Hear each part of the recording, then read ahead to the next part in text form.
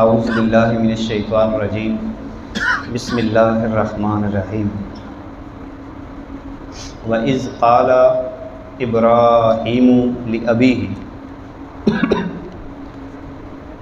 وَقَوْمِهِ إِنَّنِي بَرَاءٌ مِّمَّا تَعْبُدُونَ۔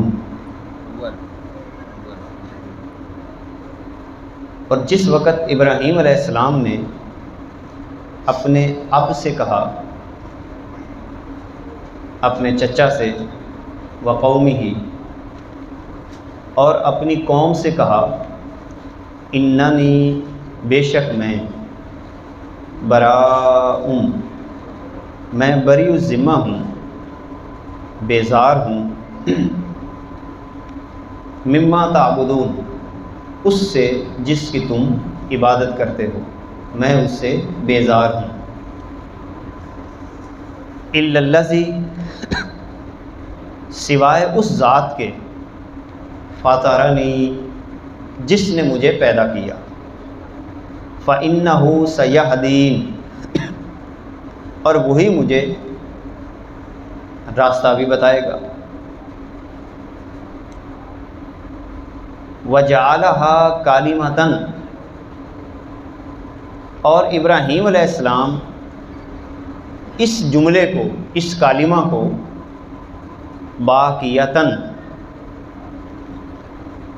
قائم کر گئے، فی عاقبہ اپنی اولاد میں، لعلہم یرجعون تاکہ وہ باز آتے رہیں، واپس لوٹتے رہیں۔ یہاں پر سیدنا ابراہیم علیہ السلام کی اس گفتگو کا ذکر ہے کہ جو ابراہیم علیہ السلام نے اپنے چچا اور اپنی قوم سے فرمائی۔ بات کیا تھی؟ پہلے آپ سمجھاتے رہے کہ اللہ تعالیٰ کو مانو، اللہ کو ایک مانو۔ جب وہ نہ مانے، چچا بھی نہ مانا، قوم بھی نہ مانی، تو اس وقت ابراہیم علیہ السلام نے اپنا موقف اپنے گھر اور اپنی قوم کے سامنے واضح کر دیا۔ گویا کہ ابراہیم علیہ السلام کی یہ سنت ہے کہ آپ اپنا موقف لوگوں کے سامنے پیش کریں کہ آپ کیا چاہتے ہیں، آپ اپنی زندگی کیسی بسر کرنا چاہتے ہیں، اور واضح کر دیں کہ میں نے تو اپنے اللہ کا کہنا ماننا ہے، اس کے علاوہ کوئی بات بھی تم میرے پاس لاؤ گے تو میں اس بات کا انکار کروں گا، میں اس بات کو تسلیم نہیں کروں گا۔ وہ لوگ کامیاب رہتے ہیں، پریشان نہیں ہوتے جو اپنا موقف واضح کر دیتے ہیں۔ اسی لیے ہمیں بھی چاہیے، اگر ہم ایک معیاری زندگی بسر کرنا چاہتے ہیں اللہ اور اس کے رسول کے نظام کے مطابق، تو واضح واضح اپنے گھر والوں کو بھی کہیں کہ میں نے تو اللہ اور اس کے رسول کی ماننی ہے۔ اپنے دوست احباب کے سامنے یہ بات کہہ دیں۔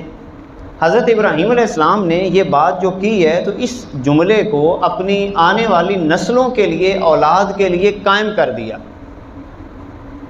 تاکہ وہ بھی باز آتے رہیں، واپس لوٹتے رہیں۔ پھر اللہ تعالیٰ یہ فرماتا ہے، بل متعت ہؤلاء وآباءہم، بلکہ میں نے ان لوگوں کو، متعت ہؤلاء وآباءہم اور ان کے باپ دادوں کو متاع دیا، یعنی اسباب دیے، رہنے سہنے کا نظام دیا، حتی جاءہم الحق، یہاں تک کہ جب ان کے پاس حق آیا، ورسول مبین اور صاف صاف باتیں سنانے والا رسول ان کے پاس آیا، صاف صاف باتیں۔ اس کا مطلب یہ ہوا کہ رسول کی ایک صفت یہ ہوتی ہے کہ وہ رکھ رکھاؤ کے ساتھ بات نہیں کرتا، صاف صاف بتاتا ہے حق یہ ہے، باطل یہ ہے، حق کا راستہ اختیار کرو گے تو یہ تمہیں وہاں پر نتیجہ ملے گا، باطل کا راستہ اختیار کرے گا تو یہ نتیجہ ملے گا، یعنی سیدھی سیدھی باتیں کرتا ہے رسول۔ تو اللہ تعالیٰ فرماتا ہے کہ جب ان کے پاس یعنی ان کی اولاد کے پاس آگے بنی اسرائیل جو تھے خاص طور پر، یہ ان کی طرف اشارہ ہے کہ جب ان کے پاس حق آیا اور واضح واضح اور صاف صاف باتیں سنانے والا رسول آیا، وَلَمَّا جَاءَهُمُ الْحَقُّ قَالُوا هَذَا سِحْرٌ، تو کہنے لگے یہ تو جادو ہے، وَإِنَّا بِهِ كَافِرُونَ، اور بے شک ہم اس رسول پر نازل ہونے والی کتاب کے منکر ہیں، ہم تو نہیں مانتے اس کی کتاب کو، یہ جادو والی باتیں کرتا ہے۔ وقالو، اور ایک انہوں نے اب بہانہ بنایا انکار کا، جیسے لوگ بعض دفعہ تحقیر کے طور پر کسی شخص کا انکار کرنا ہو تو پھر یہ کہتے ہیں کہ جناب ہم اس بات کو تسلیم تو کر لیتے اگر فلاں بندہ کرتا تو یہاں پر بھی انہوں نے یہ بات کی کہ وَقَالُوا لَوْلَا نُزِّلَ هَذَا الْقُرْآنُ عَلَىٰ رَجُلٍ مِّنَ الْقَرْيَتَيْنِ عظیم، معاذ اللہ انہوں نے نبی کریم صلی اللہ علیہ وبارک وسلم کی شان میں تنقیص کی اور کہنے لگے کہ کیوں نہ یہ قرآن نازل کیا گیا ان دو بستیوں میں سے کسی عظیم بندے پر، یعنی کسی بڑے آدمی پہ نازل ہوتا، کسی بڑے سردار کے اوپر یہ نازل ہوتا، یہ تو محمد صلی اللہ علیہ وسلم پر نازل ہوا ہے تو یہ اس پہ نازل کیوں ہو گیا ہے؟ اگر یہ کسی سردار پہ نازل ہوتا تو پھر تو ہم اس قرآن کو مان لیتے، مگر چونکہ یہ محمد پہ نازل ہوا ہے صلی اللہ علیہ وسلم تو لہذا ہم نہیں مانتے۔ یہ وہی بات جو ہم نے گزشتہ جمعہ مبارک کو پڑھی تھی کہ جو مترف ہوتے ہیں، مترف لوگ، مالدار لوگ، یہ ان کا رویہ ہوتا ہے کیونکہ وہ تسلیم نہیں کرتے جلدی، اسی لیے یہاں پر انہوں نے بھی یہ بات کی کہ اگر یہ قرآن کسی سردار پہ نازل ہوتا، کسی بڑے پہ نازل ہوتا تو ہم مان لیتے، یہ تو محمد پہ نازل ہوا ہے، ہم نہیں مانتے اس بات کو۔ تو اللہ تعالیٰ نے اس کا جواب دیا اَهُمْ يَقْسِمُونَ رَحْمَتَ رَبِّكَ، کیا یہ لوگ آپ کے رب کی رحمت کو تقسیم کرتے ہیں؟ یہ بتائیں گے کہ کس کو دینا ہے اور کس کو نہیں دینا؟ اب ان کی رائے کو مانا جائے گا۔ فرمایا نحن قسمنا بینہم معیشتہم فی الحیات الدنیا، ہم نے ہی ان کی زندگی میں دنیا کی روزی کو تقسیم کیا ہے، یہ ہم نے تقسیم کیا ہے۔ گویا کہ وہ معیار بنا رہے تھے کہ کسی سردار پہ آتا، کسی مالدار پہ قرآن آتا تو ہم تسلیم کرتے، کیونکہ پیچھے بھی ہم نے پڑھا کہ وہ انہوں نے کہا کہ اس کے تو پیروکار غریب غربا ہیں اور خود بھی اس کی کوئی مالی حیثیت اتنی نہیں ہے، تو اگر یہ کسی علاقے کے چودھری پہ، کسی سردار پہ یہاں پر یہ قرآن اترتا تو ہم مان لیتے۔ تو اللہ تعالیٰ فرما رہا ہے کہ یہ جو دنیا کی زندگی کے اندر رزق کی تقسیم ہے کہ کسی کو زیادہ دیا ہے یا کسی کو تھوڑا دیا ہے، یہ تو ہم نے کیا ہے، اس کا سرداری کے ساتھ کیا تعلق ہے؟ اس کا مطلب یہ ہوا کہ مال کا زیادہ ہونا سرداری کی علامت نہیں ہے، مال کا زیادہ ہونا، پیسے کا زیادہ ہونا، کسی شخص کے پاس زمین کا زیادہ ہونا، یہ سرداری کی علامت نہیں ہے۔ سرداری اللہ کے فضل اور اللہ کے کرم سے ملتی ہے، یہ اس کی تقسیم ہے۔ سیدنا علی المرتضیٰ رضی اللہ تعالیٰ عنہ کا ایک مشہور شعر ہے، آپ فرماتے ہیں کہ ردینا بقسمت الجبار فینا، بڑا مشہور شعر ہے، ردینا بقسمت الجبار فینا، ہم اللہ کی تقسیم پہ راضی ہیں۔ ردینا بقسمت الجبار فینا لنا علم وللجہال مال۔ سیدنا علی المرتضیٰ رضی اللہ تعالیٰ عنہ یہ شعر پڑھا کرتے تھے کیونکہ ظاہری طور پر آپ بھی مالدار نہیں تھے۔ جب آپ کا نکاح ہوتا ہے، آپ کی شادی ہوتی ہے، تو اس وقت ایک صحابی نے اپنا گھر تھوڑی دیر کے لیے دیا تھا اور بعد میں اس کو مستقل بھی دے دیا تھا، کوئی ذاتی گھر نہیں تھا جب حضرت علی المرتضیٰ رضی اللہ تعالیٰ عنہ کی شادی ہوتی۔ ایک ذرہ تھی، صرف ایک ذرہ، جو حضور علیہ السلام نے فرمایا تیرے پاس کچھ شے ہے مار دینے کے لیے؟ کہتے کوئی شے نہیں۔ آپ نے فرمایا وہ جو تیرے پاس ایک ذرہ ہوتی ہے اس کو بیچ دے۔ بیچ کر حضور علیہ السلام نے اس مال کی خود تقسیم کی، پھر کچھ پیسے اسی سے حضرت علی رضی اللہ تعالیٰ عنہ کے پیسوں سے گھر بھجوایا تاکہ دلہن کا کوئی انتظام ہو سکے، اس کے کپڑوں کا یا کوئی ایسا انتظام ہو سکے، اور باقی جو پیسے بچے تھے اس میں سے حضور علیہ الصلوۃ والسلام نے ایک پیالہ، 2-4 کوئی برتن اور ایک چٹائی جو تھی، اور بھی کھجوروں کی بھری ہوئی جو وہ ایک چٹائی ہوتی ہے، ایک سرانہ جو ہے، اور ایک چکی اور حق مار کی جو قیمت تھی وہ اسی سے آپ صلی اللہ علیہ وسلم نے شادی کا سارا بندوبست کیا تھا۔ اس کے علاوہ کوئی اور وہاں پر پہلو نہیں تھا، یعنی ذاتی مکان نہیں تھا حضرت علی۔ اسی لیے آپ یہ شعر پڑھا کرتے تھے، ردینا بقسمت الجبار فینا لنا علم وللجہال مال۔ ہم اللہ کی تقسیم پہ راضی ہیں، اللہ کی تقسیم پہ راضی ہیں کہ اللہ نے ہمیں علم عطا کیا اور جاہلوں کو پیسے عطا کیے۔ تو لہٰذا جو یہاں پہ اللہ تعالیٰ بات فرما رہا ہے کہ یہ بتائیں گے کہ اس کو فوقیت دینی ہے، اس کو دینی، اس کو دینی، یہ بتائیں گے کہ قرآن کسی سردار پہ نازل ہونا چاہیے تھا یا کس پہ نازل ہونا چاہیے، یہ بتائیں گے۔ فرمایا نحن قسمنا بینہم معیشتہم فی الحیات الدنیا، یہ تقسیم تو ہم کرتے ہیں دنیا کی زندگی میں، ورفعنا بعضہم فوق بعض درجات، اور ہم نے بلند کیا ہے ایک دوسرے کو دوسرے پر، ایک کو دوسرے پر بلند کیا ہے۔ کیوں بلند کیا؟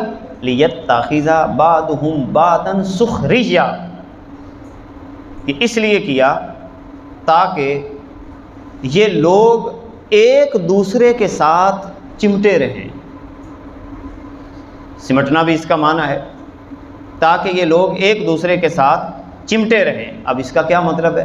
یہ اللہ تعالیٰ کی حکمت بالغہ ہے، اس کو حکمت بالغہ کہا جاتا ہے اس کائنات کا نظام چلانے کے لیے۔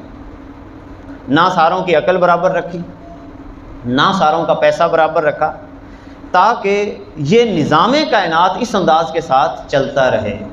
اگر ساروں کا پیسہ برابر ہو جائے، حیثیت برابر ہو جائے، تو کائنات کا نظام کیسے چلے؟ تو اس حوالے سے اللہ نے یہ باقاعدہ اس کی وجہ واضح کی کہ میں نے یہاں پر یہ نظام کیوں کیا، وَرَحْمَةُ رَبِّكَ خَيْرٌ مِّمَّا يَجْمَعُونَ، اور نتیجہ کیا آخر میں بیان کیا کہ جو یہ جمع کرتے ہیں نا مال دولت جائیداد، ان سب سے بہتر تو تیرے رب کی رحمت ہے، ان سب سے بہتر تو تیرے رب کی رحمت ہے۔ اب اس کا مطلب کیا ہوا کہ جس کے پاس پیسہ ہے اس کی بجائے جس کے پاس رب کی رحمت ہو وہ اس سے کہیں بہتر ہے۔ وَرَحْمَةُ رَبِّكَ خَيْرٌ مِّمَّا يَجْمَعُونَ، اس چیز سے جو یہ جمع کرتے ہیں تیرے رب کی رحمت بہتر ہے۔ وَلَوْلَا أَن يَكُونَ النَّاسُ أُمَّةً وَاحِدَةً، اگر یہ بات نہ ہوتی ان یکون الناس امۃ واحدہ کہ تمام لوگ ایک ہی طریقہ پر جائیں، تو کیا ہوتا؟ لجعلنا لمن یکفر بالرحمن، تو ہم کر دیتے ہر اس بندے کو جو رحمان کا انکار کرتا ہے، لبیوتہم سقفا من فضۃ ومعارج علیہا یظہرون، تو اللہ تعالیٰ فرما رہا ہے تو رحمان کے ساتھ کفر کرنے والوں کے گھروں کی چھتوں کو ہم چاندی کی بنا دیتے، اور زینوں پر بھی کیا کرتے؟ وہاں پر معارج یعنی سیڑھیاں چڑھا دیتے۔ اب کیا مطلب ہے یہاں پر؟ کہ اللہ تعالیٰ کے یہاں دولت کی کوئی حیثیت نہیں۔ نتیجہ اس کا یہ ہے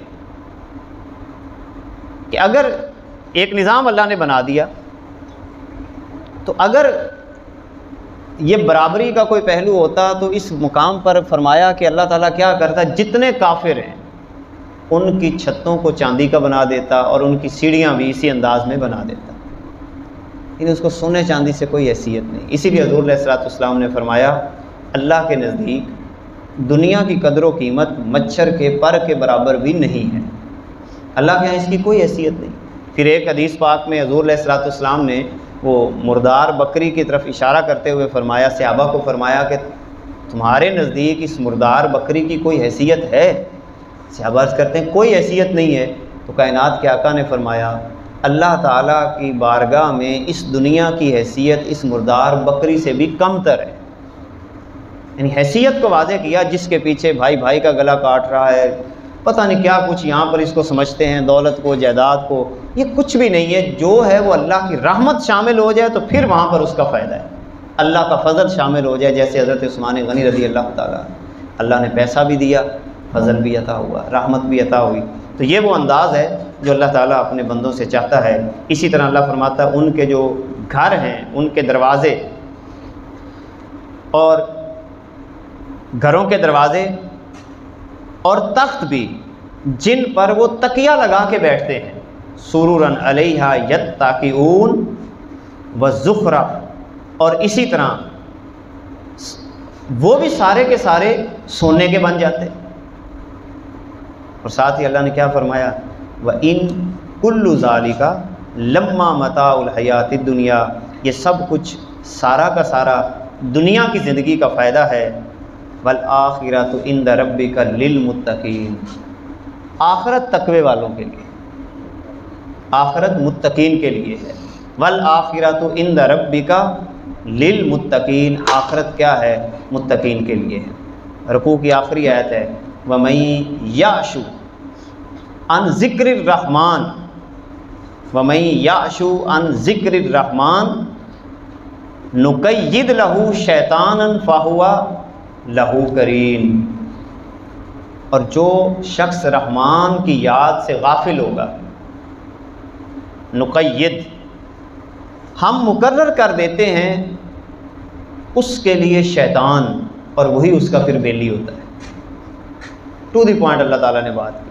جو اللہ کی یاد سے غافل ہوگا نا، اللہ کی بات کی طرف توجہ نہیں، اللہ کے گھر کی طرف توجہ نہیں، اللہ کے قرآن کی طرف توجہ نہیں، اللہ کے نظام کی طرف توجہ، ہر بھی اپنی مرضی سے کر رہا ہے، تو اللہ فرماتا ہے ہم بھی پھر کیا کرتے ہیں، اس کا بیلی ہی شیطان کو بنا دیتے ہیں۔ اس کا بیلی پھر شیطان ہوتا ہے، اس کو مشورہ بھی شیطان دیتا ہے، اس کے کام بھی شیطانی ہوتے ہیں، اس کے انداز بھی شیطانی ہوتے ہیں۔ لہٰذا اللہ نے ایک اور جیسے جگہ پہ فرمایا نا، جب جو بندہ مجھ سے بے پرواہ ہو جاتا ہے تو میں اس سے بے پرواہ ہو جاتا ہوں، مجھے کسی کی کوئی ضرورت نہیں ہے۔ جو مجھ سے بے پرواہ ہو گیا میں اس سے بے پرواہ ہو جاتا ہوں۔ لہٰذا وہی بندہ کامیاب ہے جو اللہ تعالیٰ کی بارگاہ میں جھکے، دنیا کی حقیقت کو سمجھ کر اللہ تعالیٰ کی بارگاہ میں اپنے آپ کو پیش کرے۔ اللہ تعالیٰ ہماری حاضری کو قبول فرمائے۔ وآخر دعوانا ان الحمد للہ رب العالمین۔ بسم اللہ